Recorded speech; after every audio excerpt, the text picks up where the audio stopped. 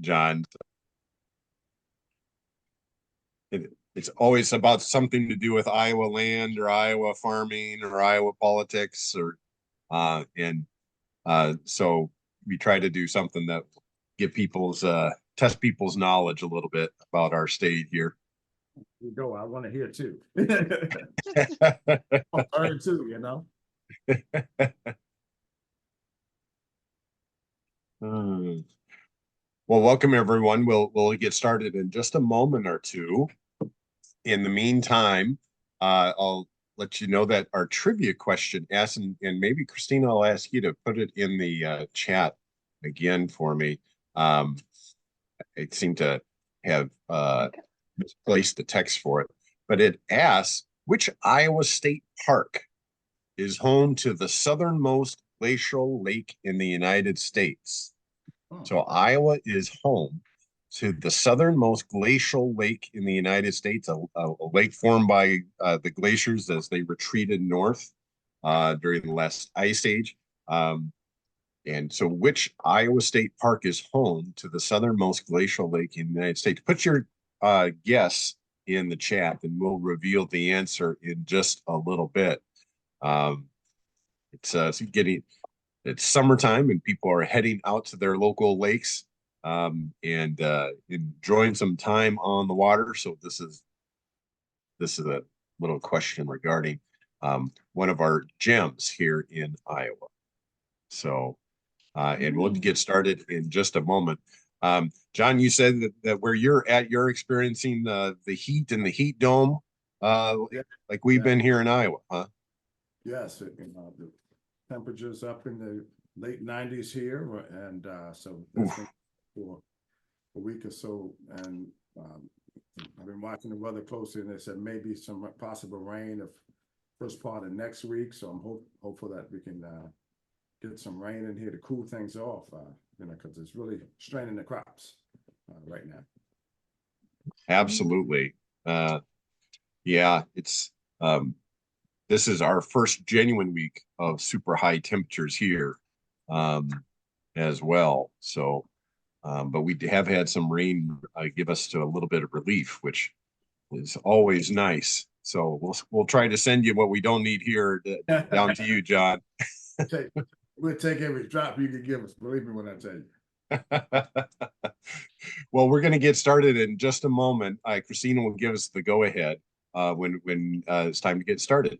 Yes, I'm seeing some guesses coming in straight to the host and panelists for our trivia. So maybe folks in the audience can't see. We have Lake of the Three Fires, Black Hawk Lake. So keep guessing. Put your answers in the chat. Aaron, let's start. We have so many great things to talk about. So let's get started. Well, welcome everyone. This is the Iowa Farmers Union Lunch and Learn series, and we are so grateful to be joined today by John Boyd Jr. of the National Black Farmers Association. John, it's really a pleasure to have you with us today. Thank you so much for inviting me and giving me the opportunity to meet and greet and talk to other fellow farmers. Well, we're going to have a great conversation. We're going to do a couple of Farmers Union announcements first. And we'll remind people our trivia question asks, which Iowa State Park is home to the southernmost glacial lake in the United States? And so put your answer in the chat and we'll give the answer in just a moment. A couple of Farmers Union announcements. The Iowa Farmers Union Day at the iCubs is taking place Saturday, June 29th. We'll be meeting at 5:30. The game starts at 6 p.m. It's in Des Moines. We're going to have a great time. We haven't done a Farmers Union Day at the ballpark in a long time. And we know that Farmers Union people love to get together and enjoy a good time with one another. We'll do that in Des Moines on June 29th. Another announcement, the Iowa Farmers Union Day at the Iowa State Fair is taking place on August 11th. And some folks, we have been so blessed with people who have been helping us out, make a fantastic presence at the Iowa State Fair. If you're willing to do the Fund It Forward fundraiser, it is the link is in the chat. And there also is a link for volunteers. We're looking for volunteers at the Iowa Farmers Union at the Iowa State Fair. It's a great opportunity for get our message out about family farming and sustainable agriculture to the state fair audience. And you'll learn more about it as the dates get closer for that. So we're really looking forward to that. And then before we turn to our conversation, I'll give the answer to our trivia question. The question asks, which Iowa State Park is home to the southernmost glacial lake in the United States? And it is indeed Black Hawk Lake near Lakeview, Iowa. Black Hawk Lake State Park near Lakeview, one of Iowa's gems. So we got the correct answer from Seth Watkins on that one. So, but before we go any further, we really want to get to our conversation today with John Boyd Jr. John is a fourth generation farmer, a civil rights activist, and he's the president and founder of the National Black Farmers Association. We're here today to talk about the challenges Black farmers has faced both historically and today, and look at the work that NBFA is doing to represent farmers and families nationwide. Those education and advocacy efforts and how they've been focused on civil rights, land retention, access to public and private loans, education and agricultural training, and rural economic development for Black and other small farmers.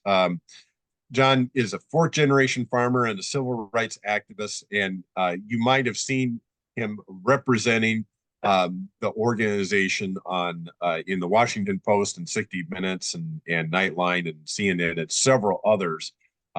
So we are really honored to have John join us today here in Iowa to talk about his work nationwide. So John, it's great having you here. Thank you. Thank you so much for having me. It's an honor. Well, we want to hear about the work that you've been focusing on, but we also want to know about the historical context that your work involves. Right. And first, I'd like to just tell you about my background and as a farmer, generation farmer from really the Boydton, Virginia area, which is right on the Virginia, North Carolina borderline.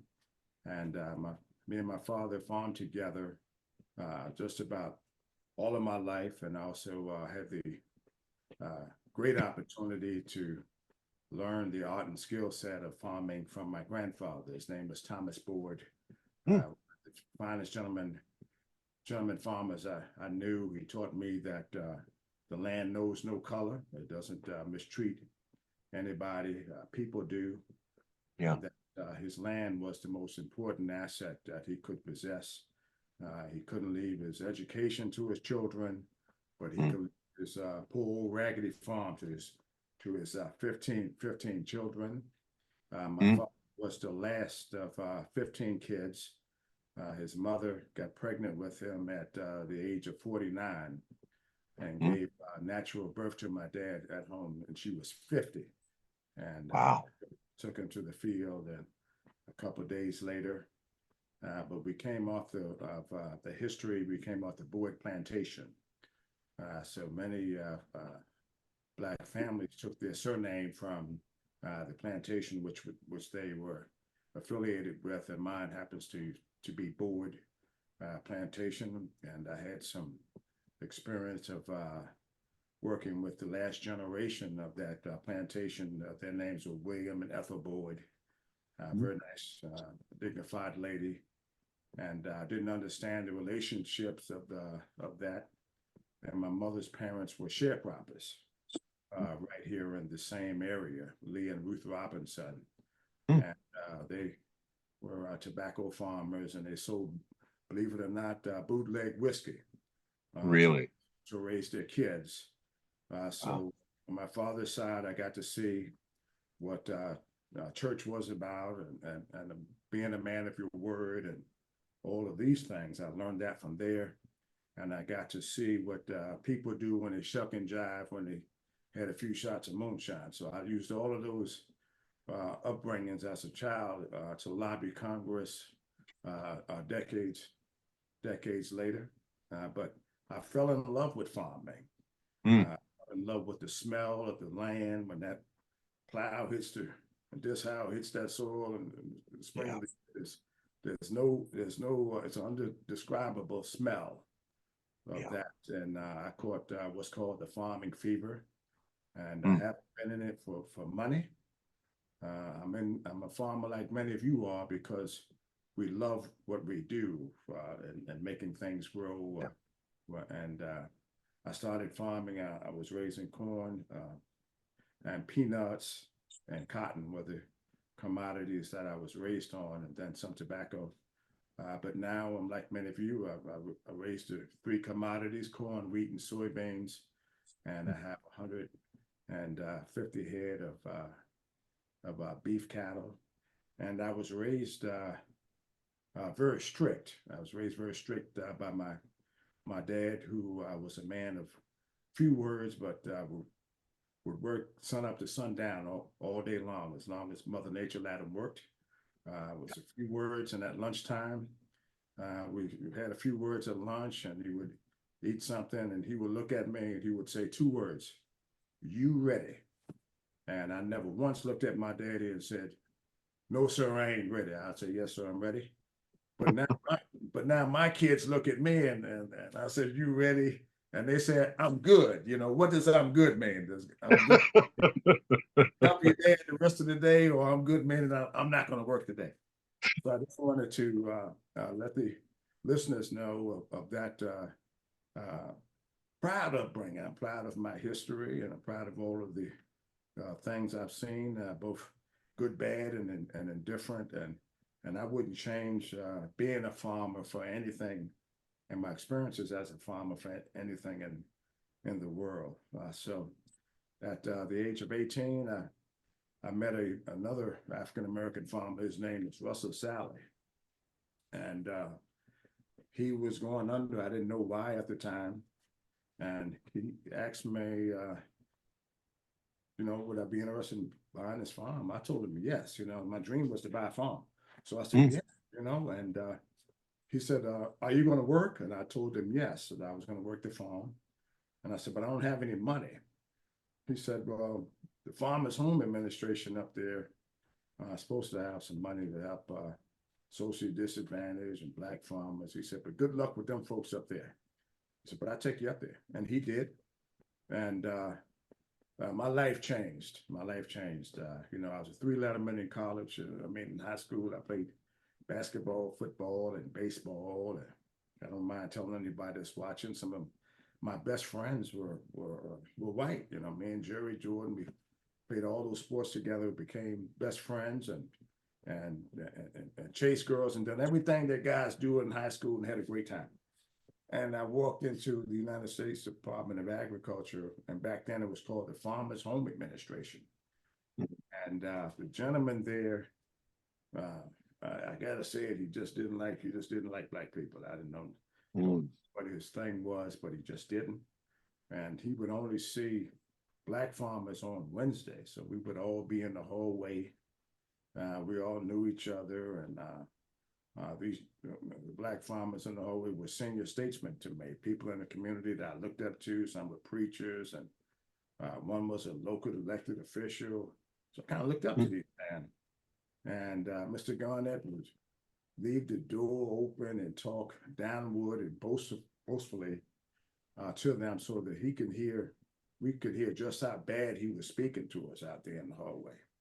Wow.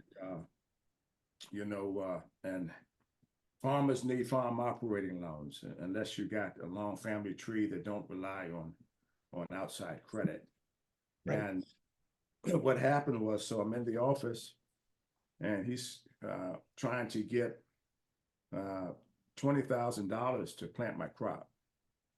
And he said he wasn't going to lend me any of his money, his money, and that if I didn't learn how to talk to him, I wasn't going to get a loan from the government or any of the banks, because he sat on those boards and ran the bank boards in town too. And wow. He said, Negro, colored, whatever you people call yourselves. I don't know what y'all call yourselves anymore. And one particular year, this man spat on me. He spat tobacco juice on my shirt. And I'm a very religious man now, a very deep, have my own relationship with God, and been a minister of God for many years now. But I wasn't back then. Mm. And he spat on me, and I said some stuff, and he said some stuff. And I said, well, if I take this man to the woodshed, I'm probably going to the federal penitentiary. So I didn't do it. And I began to file complaints about how badly this man was treating us. And one year, this guy comes in, this white farmer comes, his name was Earl. That's all I knew, Farmer Earl. And during my time that I'm supposed to be taking this application, he's telling me whether or not, he had already told me he wasn't going to help me. And so Farmer Earl is in there, and they're talking pleasantries about going to the local steakhouse and having dinner and all of these things. And his whole demeanor changed towards Farmer Earl. And he passes them back then. It looked like a government check, like a tax check back then. And I'm looking at the check, and it was for $157,000. He passes on the check, and they say goodbyes, and Farmer Earl heads out the door. He says, hey, Earl, I need you to come back in here next week sometime. I just used last year's numbers now to get that approved for you. So here, Farmer Earl hadn't even completed an application. Wow. And had just tore mine up and threw it in the trash can in front of me, and saying I couldn't get $5,000. I couldn't get the $500,000. I had nothing to do with my ability to farm, because I happened to be a pretty decent farmer. I didn't have anything to do with my credit. My credit wasn't that bad. It wasn't great, but I think it garnered a farm operating loan. It's simply this person using his power over this particular government office over Black farmers. And so I started organizing, and we organized the National Black Farmers Association, myself and other 5 members, Linwood Brown, Sylvester Warren, and Walters Long. And they were all so much older than me, but they helped guide my footsteps on what I could do and what I shouldn't do, to try to move the ball through the weeds to make things better for Black farmers. And we filed 2 lawsuits. I've been filing this one lawsuit, and it moved through the courts for about 10 years. And I was defeated in every court from Texas all the way up the Eastern Corridor of the United States, until we got to Judge Paul Friedman in 1998. And the case was settled in 1999 under the same judge, Judge Paul Friedman, that said, Black farmers have been discriminated against by the United States Department of Agriculture. 83,000 Black farmers came after the filing deadline. USDA won on a motion that they did not have to notify Black farmers who had filed complaints at USDA. It was closed under the Reagan administration. So they won that motion, which made it very difficult for me to go out and reach all of the farmers that was eligible to take part in the actual settlement. So they were barred because they missed the deadline, and it took me another 10 years. And believe it or not, Chuck Grassley was one of the sponsors of the bill to have those cases heard solely based on merit. And that bill passed on December 8th, 2010, and was signed into law by the former President Barack Obama. And then between those 2 cases, we were never provided injunctive relief. Injunctive relief meaning those farmers who are meritorious. There was about 20,000 in each one of those settlements that were meritorious in the process. They would have the opportunities to get debt relief, 1, and 2, their land out of federal inventory if they were found meritorious in the process. And those 2 things we never did get. So I turned to Congress again to get debt relief. And 2016, it was in the Farm Bill. And then when the House and Senate came together, it was stripped out of the farm bill at midnight. You know, some strange things farmers happen at midnight. You guys know this, you know. Hey, John, I'm gonna jump in 1 second. Can you lean into the microphone a little Yeah. bit? I think some Yeah. folks are having some issues and we want to hear every word. So Yeah. Okay. thank So you. well, okay. Well, hopefully they can hear me now. Yeah, I think they can. So I was at the debt relief part of the actual talk.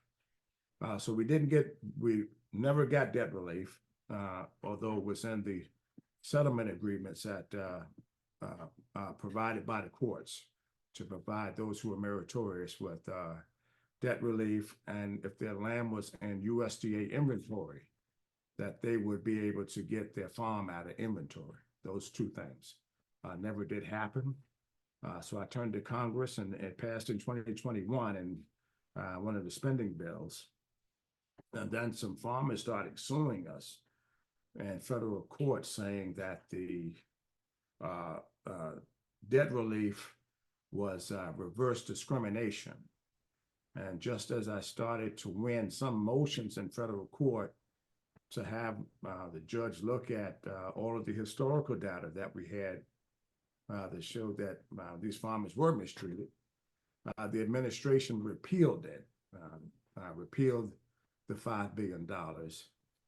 So the 120%. And the way and these farmers would appreciate what I'm getting ready to say.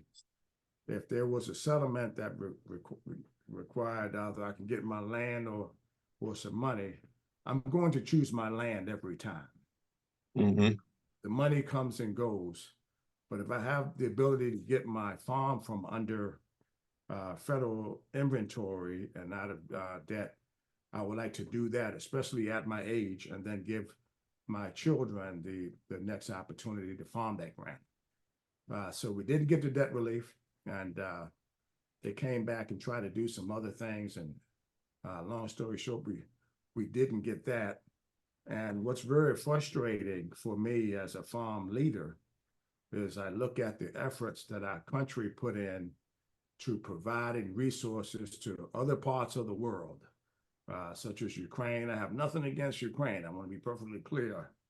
But when I see $176 billion going to Ukraine, and some of it earmarked for Ukraine farmers, and some of the initiatives that our own companies here in the United States put into helping Ukraine farmers, not to say one bit that they don't need the help, but they have no problem telling me we can't get the debt relief and we can't get the assistance. Farmers who've been waiting a very, very long time, but I see the gavel beaten for everybody else except us.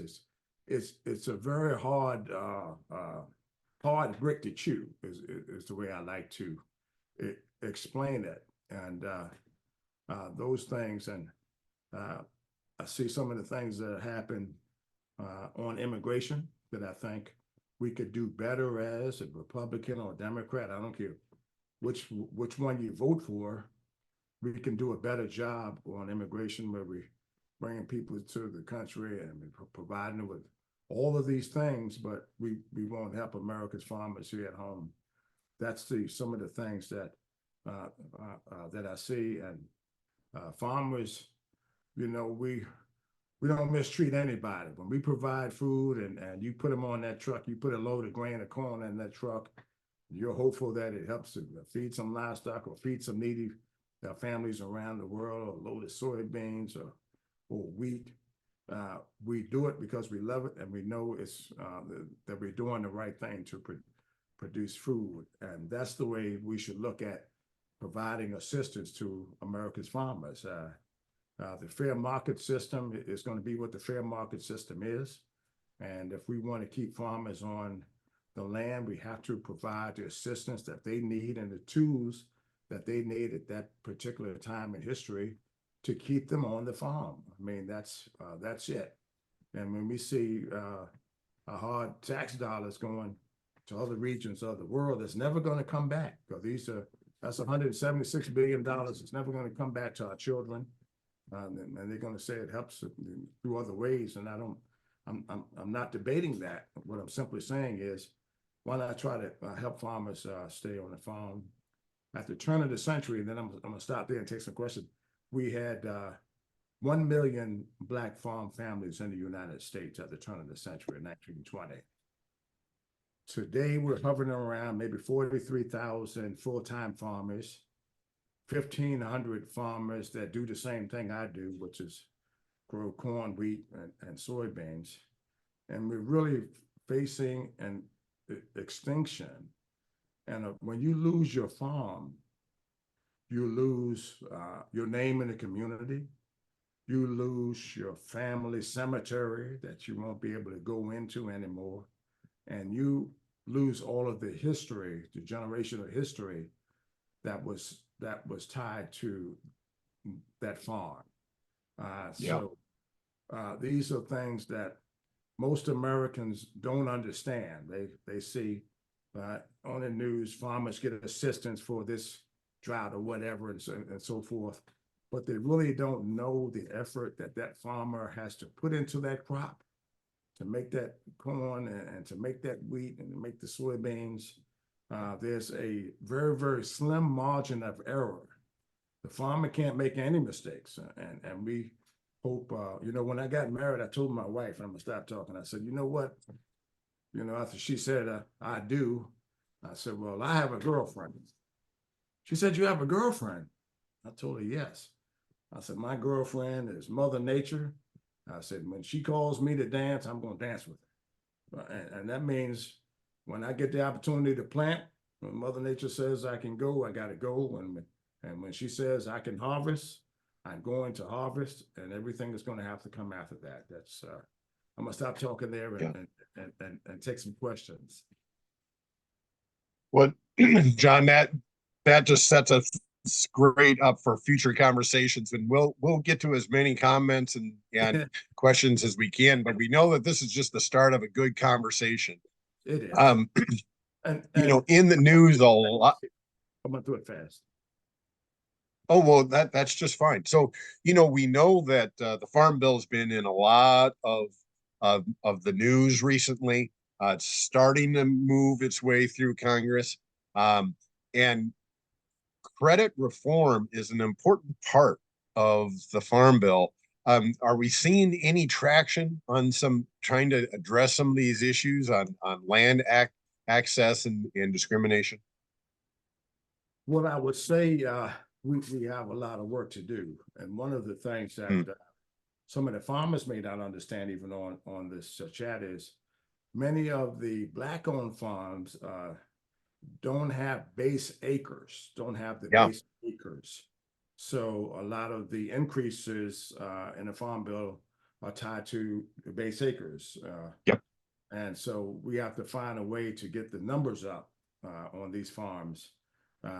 And a percentage of our membership is not on grid. On grid meaning a farm and home, approved farm and home plan, a conservation plan, a USDA farm serial number.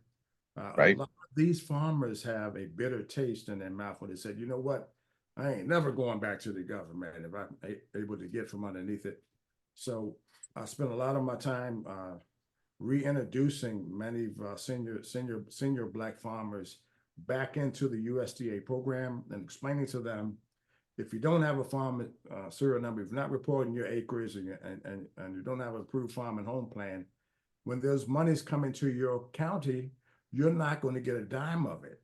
And so it's a hard sell. And so I'm sure farmers say, oh, you got to be kidding me. Everybody has a farm and home plan and farm serial numbers.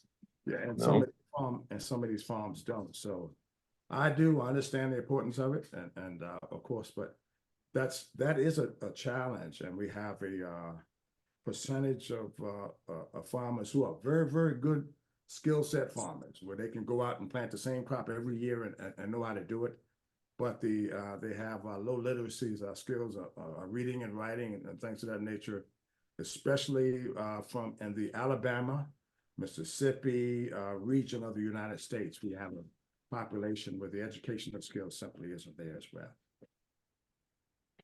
Well, some tremendous challenges, but I think you're hitting on the exact topics that need to be hit on, and we have to recognize that we've got a lot of work to do to make a welcoming atmosphere for all farmers at our USDA offices.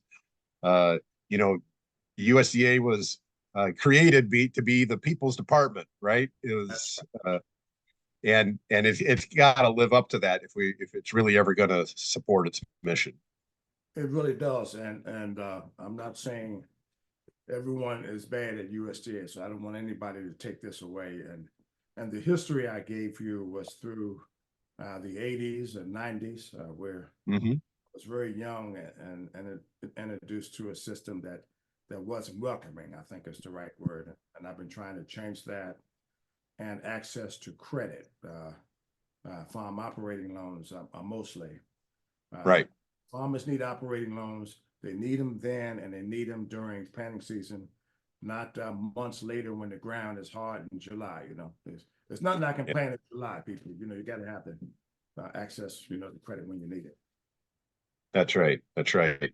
Well, this is just the start of our conversation, and I think maybe Christina has put in a link to learn more about your work, John, and people can go there to learn more about it and to get involved and start making a real difference. But I want to ask you, what brings you to optimism, moving ahead through all these incredible issues? And the words that you talked about, smelling the land, and how that just kind of breathes optimism into a farmer's life. So I know that's one piece of it that I can relate to you and what your words that you were saying. But what brings you optimism to bring us through some of the really difficult fights we have ahead of us? Well, you know, and I spent a lot of my time, especially in the early 2000s up to 2020 on Capitol Hill. There's no better feeling than to go back home to my farm. It has a sense of freedom. It has a sense of warmth, and I feel 100% on my farm. And 2 or 3 days in DC, I feel drained. So, you know, optimism is, you know, farmers, you know, we have to get back to farming in this country. Our country is people all about farmers, whether they want to admit it or not. The only thing that we still do better than anybody in the world is produce corn, wheat, and soybeans, and we still do it better than anybody. And we have to be able to pass along that rich heritage to the next generation of farmers. The average age of a farmer, black farmer, 61 and a half years of age. Wow. So it's not about us anymore, but it's about the children and the next generation and getting them on the farm. But they have to be able to farm when they get there. So they need access to credit. And we have to show them where they can make a profitable a margin of income so they can raise their family, people. And Congress has to help us do that, or get away from the fair market system, you know, one or the other. But somewhere along the line, we have to make. My son told me this sentence. He said, "Dad, your problem is you haven't found out how to make farming sexy." I told him, I said, "It's not my job to make farming sexy. I'm that 60-year age old farmer." I said, "It's your job to make farming sexy, to see how they can get more young people to catch the farming fever that I caught when I was a kid." That's right. Well, John, thanks again so much for sharing with us, and we'll encourage people to learn more and continue these conversations on. And we want to come back, bring it back to Iowa to talk to our farmers again. You know what? I would like to come in person. Maybe at your annual convention or something, and talk to the farmers and meet the farmers. You know, I'm all about farmers, and I want to form those relationships. We got to stick together. We're a shrinking population. And we have to band together in order to make our voices heard, you know, in Washington. That's absolutely the truth. So thank you so much, John. Thank you, everybody.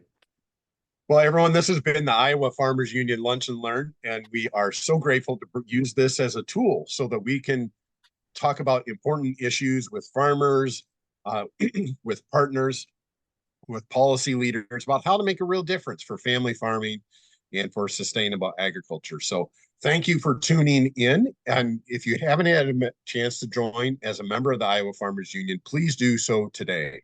We know that we are most effective when we can work together. So thank you, Christina. And sorry for folks for my technical difficulties throughout the call. Having a few electrical issues on the farm here. And so I apologize for causing a few issues for those folks who had them today. So thank you for hanging in there with us. And thank you again, Christina, for all your work. That happens. Thanks, everyone. Thank you. Thank you. Have a good day, everyone.